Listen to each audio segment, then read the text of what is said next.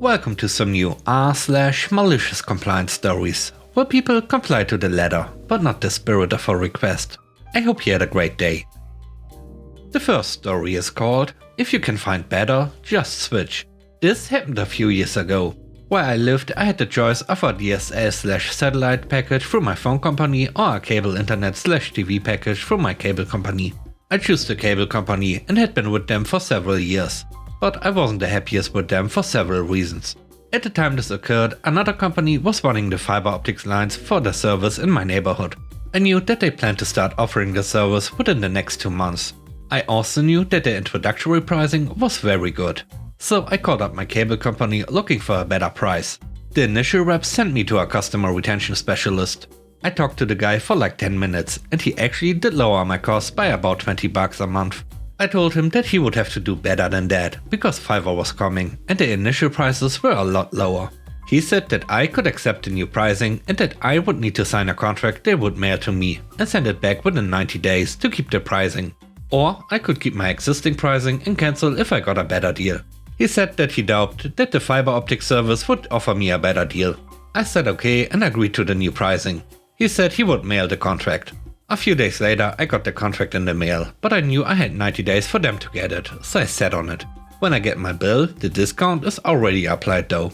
About 45 days later I get a visit at my door from the fiber optic service. They are wondering if I want to sign up and show me their pricing. It's going to save me about $50 a month. Much better than the 20 that cable is dropping my price to be. So I sign up. About 2 weeks later they come and install and everything is working great, much better than cable. So I pick up my cable equipment and bring it down to the local cable company office. I let them know that I want to cancel my service and here's all my equipment. The rep says, "Sir, I see here that you signed up for a new package, so you agreed to a minimum of a 1-year service agreement with us. So if you cancel now, there will be a cancellation fee." I replied, "Actually, I never signed the contract, as I have it right here." And I handed it to her, unsigned. "You guys gave me 90 days to sign it, and I found a better deal with the fiber optics, so since I never agreed to the new contract terms and signed it, I'm not legally under contract and you can't charge me." She went and got her manager and showed him the unsigned contract, and he agreed that they couldn't penalize me because I never signed the contract. So in the end, I did exactly what the customer retention guy told me. I got the $20 cheaper price for about 2 months until fiber optics was installed, then got rid of my service because I never signed the contract they sent me. And he had dared me to see if fiber optics could get me a better price. And I did, and they could. The same customer retention guy ended up calling me like 2 weeks later and asking me what happened. I guess he got notified that I cancelled my account. I told him I did just what he told me to do and found a cheaper price with my new fiber optic service. Thanks for the advice. He wasn't happy, but there was nothing he could do about it. The next story is called Only for New Activations. This happened a few weeks ago around Boxing Day in Canada. I have had a cell phone plan with the same carrier for roughly 4 years. To be honest, I have no problem with the carrier, except that for some reason they keep sending me offers that are not applicable to my situation. They had a weird situation where they wouldn't let me change my plan for a year. It was completely ridiculous. My 2-year contract with this company ran out on Black Friday, and so I was free to renegotiate my plan on Boxing Day. So I did. I went to a large shopping mall that has every phone carrier to look around for deals. Turns out in the last 2 years that I was locked into my contract, cell plans have become insanely cheap. I could get a plan with 3 times as much data for half the price as I was paying previously from the same carrier, but only for new accounts. So I went to the carrier's kiosk at this mall and I said to them, "Hey, I've been a loyal customer of yours for roughly 4 years and my family has been clients of yours for decades. I just want you to extend these new accounts offer to me. Can you do that?" They said no and that I would have to call customer service. Cue malicious compliance. Now, as it turns out, this carrier's kiosk is in the middle of the hallway of this particular mall with a 360-degree view of all the other stores and kiosks around it. Also, as it turns out, their primary competitor's kiosk is right next to theirs, and because of the way cell phone companies work in Canada, they are offering a similar deal. So I went literally 5 meters away, found a representative at their competitor's kiosk and signed up for their service on the spot. In clear view of the representative I had just finished speaking to from the original store. The next day, a representative from the original company called me to ask why I cancelled my service. I told them the story, that they wouldn't extend their deal to me, and I guess roughly $500 over the next year in their pocket isn't worth it to them. The phone rep agreed that this situation was dumb, and there was nothing he could do about it. And that's where the discussion ended. I anticipate having a similar problem at Boxing Day this year and switching my carrier back to the original one. The last story is called College Rules. This happened when I was a freshman at a small college towards the beginning of my first semester. I had a rather uncomfortable incident with my former roommate. I was the initiator and at fault party in the incident, although it was unintentional. My roommate was extremely pissed at me. I apologized profusely as I felt bad and didn't mean to cause an issue. After our classes we talked it out and he said that he believed that it was unintentional and that he forgave me.